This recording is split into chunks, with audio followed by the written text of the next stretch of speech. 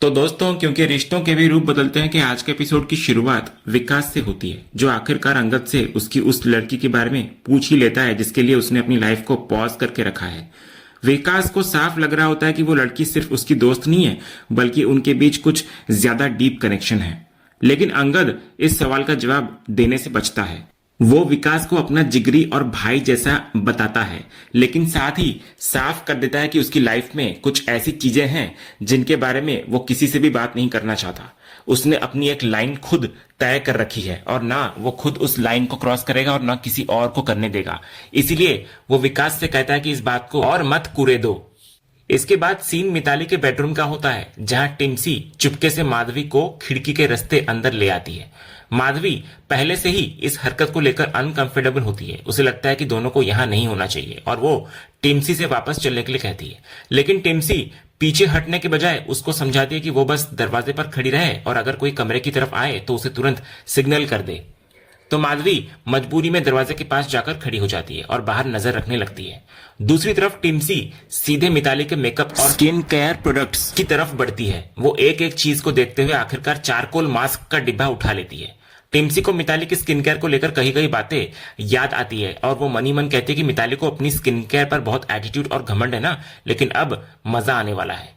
इसके बाद वो अपनी जेब से एक छोटा सा नीला पाउडर वाला डिब्बा निकालती है। वो पाउडर को चारकोल मास्क में मिला देती है और फिर उसे अच्छी तरह मिक्स कर देती है ताकि देखने पर किसी को शक न हो। टिम्सी को भरोसा होता है कि चारकोल मास्क पहले से ही ब्लैक है, इसलिए उसमें मिला हुआ पाउडर आसानी से दिखाई नहीं देगा। उधर माधवी बार बार टिम्सी को जल्दी करने के लिए कहती है, क्योंकि उसको डर होता है कि कहीं कोई रूम में न आ जाए। और तभी अचानक से उसे किसी के आने की आहट सुनाई देती है। तो माधवी घबराकर टिम्सी को सिग्नल देती है कि कोई आ रहा है और उसे तुरंत बाहर निकलने के लिए कहती है। दोनों खिड़की की तरफ भागती हैं और वहां से निकलने की कोशिश करती हैं, लेकिन इस बार खिड़की खुलती ही नहीं। टिम्सी भी पूरी कोशिश करती है, लेकिन खिड़की नहीं खुलती। अब दोनों के पास छिपने के अलावा कोई रास्ता नहीं बचता। आखिरकार टिम्सी और माधवी जल्दी से बिस्तर के नीचे छिप जाती हैं। कुछ ही देर बाद मिताली अपने बेडरूम में आती है। वो काफी खुश नजर आती है और अपने मूड में डांस करती हुई अपने मेकअप और स्किन केयर के सामान के पास पहुंचती है। तभी उसकी नजर चारकोल मास्क के खुले हुए डिब्बे पर पड़ती है। वो थोड़ा हैरान होकर सोचती है कि आखिर ये डिब्बा खुला कैसे रह गया। फिर वो खुद को ही समझाती है कि वो इतनी बिजी रहती है कि छोटी छोटी चीजें भूल जाती होगी। इसके बाद वो सोचती है कि अब स्किन केयर करने का टाइम है और बिना ज्यादा सोचे उसी चारकोल मास्क को अपने चेहरे पर लगा लेती है। लेकिन जैसे ही मिताली मास्क अपने चेहरे पर लगाती है, अचानक उसके गाल पर तेज जलन होने लगती है। वो तुरंत परेशान हो जाती है और टिश्यू की हेल्प से मास्क साफ करने की कोशिश करती है, लेकिन जलन कम होने के बजाय और ज्यादा महसूस होने लगता है। मिताली अब हैरान होकर चारकोल मास्क के डिब्बे को दोबारा देखती है। वो सोचती है कि ये तो वही मास्क है जिसको वो रोज इस्तेमाल करती है, फिर आज अचानक ऐसी प्रॉब्लम कैसे आ गई। धीरे धीरे उसको शक होने लगता है कि जरूर किसी ने इस मास्क में कुछ मिलाया है, क्योंकि डिब्बा भी खुला हुआ था। अब मिताली को शक हो जाता है कि उसके रूम में कोई तो आया था। वो गुस्से में पूरे रूम में चिल्लाकर पूछती है कि आखिर उसके रूम में कौन है और कौन उसके सामान के साथ छेड़छाड़ करके गया है। ये सुनकर बेड के नीचे छिपी टिम्सी और माधवी की हालत खराब हो जाती है। दोनों डरती हैं कि कहीं मिताली उन्हें देख न ले। मिताली इधर धीरे धीरे अचानक से बेड की तरफ बढ़ती है और नीचे देखने के लिए झुकने ही वाली होती है कि तभी अचानक उसके घर के दरवाजे पर नॉक होता है। मिताली का पूरा ध्यान बेड से हटकर दरवाजे की तरफ जाता है। वो देखने चली जाती है कि बाहर कौन आया है। इसी मौके का फायदा उठाकर टिम्सी और माधवी तुरंत बेड के नीचे से बाहर निकलती हैं और खिड़की की तरफ भागती हैं। इस बार किस्मत उनका साथ देता है और खिड़की खुल जाती है। दोनों जल्दी से खिड़की के रास्ते बाहर निकल आती हैं और वहां से निकलते ही राहत की सांस लेती हैं। माधवी कहती है कि आज तो वे दोनों बाल बाल बच गईं। लेकिन टिम्सी बिल्कुल भी परेशान नहीं होती। वो अपने अंदाज में माधवी को कहती है कि अगर वो उसके साथ रहेगी तो उसे कभी फंसने की चिंता करने की जरूरत नहीं है। माधवी फिर उससे पूछती है कि आखिर उसने मिताली के चारकोल मास्क में मिलाया क्या था। तो टिम्सी इस सवाल का सीधा जवाब देने के बजाय बस मुस्कुराते हुए कहती है कि उसमें पाउडर मिलाया था उसने। इसके बाद दोनों वहां से निकलने लगती हैं, लेकिन उसी टाइम दूसरी तरफ देव मिताली के घर पहुंचकर उसके दरवाजे पर नॉक कर रहा होता है। इधर मिताली दरवाजा खोलती है और देव अंदर आ जाता है। फिर टिम्सी और माधवी इधर मौका पाते ही वहां से निकल जाती हैं और देव उनको देख नहीं पाता। उधर घर पर मिताली पूछती है देव से कि वो उसके घर क्यों आया है। तो देव साफ कहता है कि उसे मिताली के घर आने का कोई शौक नहीं है। वो एक बहुत बड़ी प्रॉब्लम में फंसा हुआ है और उसकी वजह मिताली है। वो कहता है कि उसे लगा था कि वृंदा और कार्तिक की शादी हो जाएगी, दोनों अपनी नई लाइफ में बिजी हो जाएंगे और वृंदा धीरे धीरे बिजनेस से दूर हो जाएगी। लेकिन मिताली की वजह से एंगेजमेंट टूट गई और अब वृंदा कहीं नहीं जा रही। देव की परेशानी और बढ़ गई होती है क्योंकि उसे मुंबई भेजने की बात हो रही है। ऊपर से आरव के दिमाग में एवी का ऐसा असर पड़ा है कि वो बिजनेसमैन बनने के बजाय रॉकस्टार और म्यूजिशियन बनने की बात कर रहा है। ये सब सोचकर देव नाटक करते हुए रोता है, लेकिन मिताली उसको शांत कराते हुए साफ कहती है कि उसे मुंबई जाने की जरूरत नहीं है।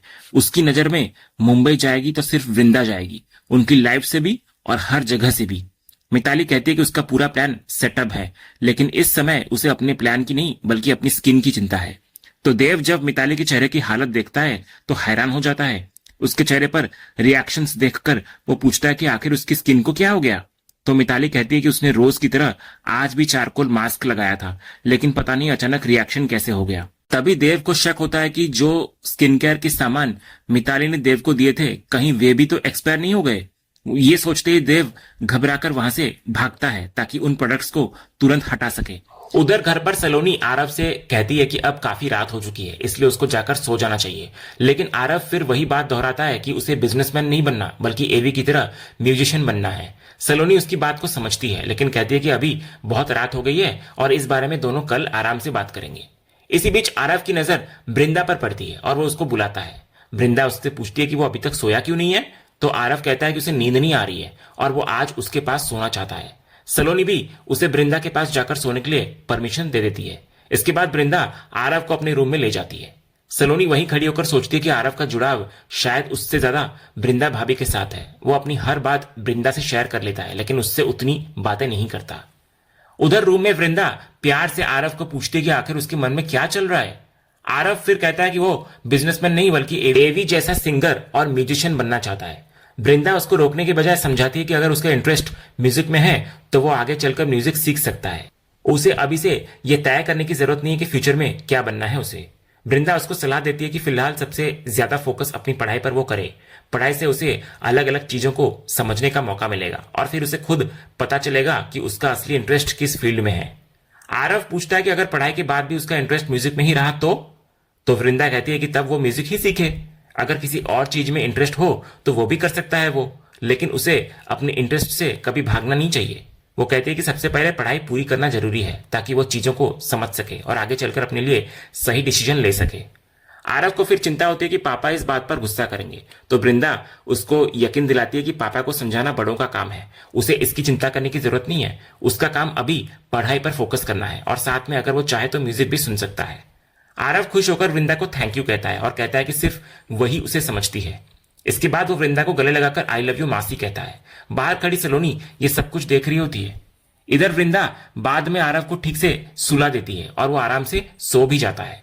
सलोनी इधर कुछ देर तक दोनों को देखती रहती है और फिर वहां से चली जाती है। इसके बाद वृंदा आरव के हाथ में रखे खिलौने को समेटने लगती है। तभी एक खिलौना उसके हाथ से नीचे गिर जाता है। उसे उठाने के लिए जब वृंदा सोफे के नीचे देखती है तो उसकी नजर वहां पड़े एक मास्क पर जाती है। वृंदा मास्क उठाकर देखती है और हैरान नजर आती है। वो पहचान जाती है कि यह एवी का मास्क है। अब उसके मन में सवाल उठता है कि आखिर एवी का मास्क उसके रूम में आया कैसे। अगली सुबह भी वृंदा इसी बात को लेकर परेशान होती है। वो तैयार होते हुए सोचती रहती है कि उसे अभी तक समझ नहीं आया कि एवी का मास्क उसके रूम में आया कैसे, कैसे पहुंचा। तभी उसे पिछली रात की बात याद आती है जब बीच रात में उसकी नींद खुली थी और उसने अपने रूम की खिड़की खुली हुई देखी थी। अब वृंदा के मन में एक और बड़ा सवाल उठता है कि कहीं एवी रात में उसके रूम में तो नहीं आया था। उधर दूसरी तरफ देव अपने सारे स्किन केयर के सामान को निकालकर डस्टबिन में फेंक रहा होता है। सलोनी उससे पूछती है कि वो इतने सारे सामान क्यों फेंक रहा है, लेकिन देव कोई सीधा जवाब नहीं देता। तभी वृंदा वहां आकर पूछती है कि आखिर इतना शोर क्यों हो रहा है। तो सलोनी उसको कहती है कि देव इतने महंगे स्किन केयर के सामान को फेंक रहा है जिन्हें उसने कोरिया से मंगवाया था। देव इधर कहता है कि वो इन्हें इसलिए फेंक रहा है क्योंकि ये प्रोडक्ट्स बेकार हैं और इससे स्किन पर रैशेस, जलन या दूसरी प्रॉब्लम्स हो सकती हैं। वहीं मौजूद टिम्सी इस बात पर हैरान होकर कहती है कि ये तो अच्छे प्रोडक्ट्स हैं। माधवी भी उसकी बात का समर्थन करते हुए कहती है कि कोरियन प्रोडक्ट्स आजकल काफी ट्रेंड में है।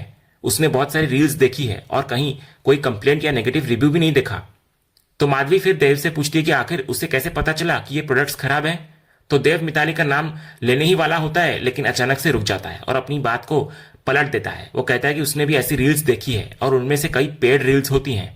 उसने इन प्रोडक्ट्स के बारे में रिसर्च की है, इसलिए उसे पता है कि ये कितने घटिया हो सकते हैं। तभी सलोनी को देव की बात पर विश्वास नहीं होता। वो कहती है कि शायद उसे कोई मिसअंडरस्टैंडिंग हुई है, क्योंकि इतने महंगे सामान से अचानक रैशेस कैसे हो सकते हैं। देव चिढ़कर कहता है कि उसे कोई गलतफहमी नहीं हुई और वो हर बात पर इंटरोगेशन करना बंद करे। मामला बढ़ता देख वृंदा दोनों को रोकती है और कहती है कि छोटी छोटी बातों को लेकर लड़ने की जरूरत नहीं है। इतना बोलकर वो वहां से चली जाती है। उधर नॉयना ऑफिस के लिए निकल रही होती है, तभी मिताली भी तैयार होकर उसके साथ चलने के लिए आ जाती है। उसने अपनी आंखों पर चश्मा लगा रखा होता है और चेहरे पर अभी भी रैशेस के निशान साफ दिखाई दे रहे होते हैं। मिताली कहती है कि वो भी साथ चलेगी, तो नॉयना उसको देखकर पूछती है कि अपनी हालत देखो मिताली, पूरा लाल पड़ा हुआ है चेहरा, ऐसे में आज तुम रेस्ट करो, ऑफिस जाने की जरूरत नहीं है। लेकिन मिताली साफ मना कर देती है। वो कहती है कि उसे रेस्ट की जरूरत नहीं है, काम भी इंपॉर्टेंट है और वो इसे मैनेज कर सकती है। नॉयना फिर उसको याद दिलाती है कि कल तक वो इन्हीं रैशेस और जलन को लेकर इतनी स्ट्रेस्ड और परेशान थी और आज इतना फ्री फील कर रही है। मिताली कहती है कि कल परेशानी इसलिए थी क्योंकि बहुत बर्निंग और इरिटेशन हो रही थी, लेकिन अब उसने दवाई ले ली है और उसे पहले से ठीक लग रहा है। फिर भी नॉयना उसको समझाती है कि वो अपने लुक्स को लेकर काफी कॉन्शियस रहती है और आज मीटिंग में क्लाइंट्स भी होंगे, इसलिए क्या वो इस हालत में उनके सामने कंफर्टेबल रहेगी। तो मिताली कहती है कि काम सबसे पहले होना चाहिए। ये बात उसने नॉयना से ही सीखी है। अब रैशेस है तो है, लेकिन काम भी जरूरी है और वो इसे हैंडल कर लेगी। नॉयना भी उसकी जिद के आगे ज्यादा कुछ नहीं कहती और दोनों ऑफिस के लिए निकल जाती हैं। इसके बाद ऑफिस में मीटिंग चल रही होती है। कार्तिक हेमंत से मुंबई कैंपेन को लेकर पूछता है कि आखिर वहां का कैंपेन कौन हैंडल करेगा। तो हेमंत देव की तरफ इशारा करते हुए क्लाइंट्स को कहता है ये उसका ग्रैंडसन देव है और मुंबई का कैंपेन देव हैंडल करेगा। तभी मिताली जानबूझकर देव को सबके सामने सवालों में घेरना शुरू कर देती है। वो पूछती है कि मुंबई इतना बड़ा और इंपॉर्टेंट नया मार्केट है, तो वहां लॉन्च करने के लिए देव की लॉन्च स्ट्रेटेजी क्या है और ब्रांड पोजिशनिंग किस तरह की होगी। वो आगे कस्टमर एक्विजिशन को लेकर भी सवाल करती है। नई टारगेट ऑडियंस कौन होगी, उनके लाइक्स डिसलाइक्स क्या है और प्रमोशन एक्टिविटीज किस तरह डिजाइन की जाएंगी। इन सबका जवाब वो देव से मांगती है। मिताली ये भी कहती है कि मुंबई जैसा इंपॉर्टेंट मार्केट है, इसलिए उसे उम्मीद है कि देव ने वहां के मार्केट को लेकर प्रॉपर रिसर्च जरूर की होगी। लेकिन देव इन सवालों का कोई क्लियर और कॉन्फिडेंट जवाब नहीं दे पाता। ये देखकर मिताली मीटिंग में ही उसकी तैयारी पर सवाल उठाने लग जाती है। वो कहती है कि देव के पास न कोई प्रॉपर लॉन्च एग्जीक्यूशन आइडिया है, न ब्रांड स्ट्रेटेजी। ऐसे में वो इतनी बड़ी जगह जाकर कैंपेन कैसे संभालेगा। तभी वृंदा मिताली को रोकते हुए कहती है कि उसे ब्रांड को लेकर जो कंसर्न है वे समझ में आते हैं और उसके सारे सवालों के जवाब उसके पास है।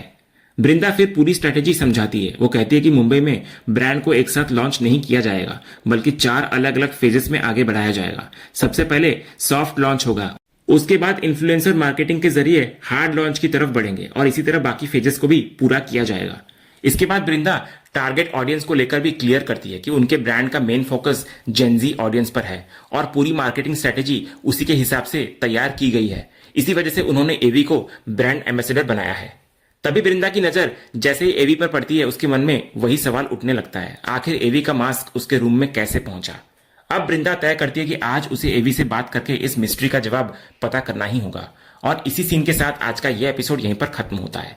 तो दोस्तों, अब सबसे बड़ा सवाल यह है कि जब वृंदा एवी से उसके मास्क के बारे में पूछेगी तो एवी आखिर क्या जवाब देगा। क्या वो वृंदा को सच बताएगा या फिर कोई नया बहाना बनाएगा।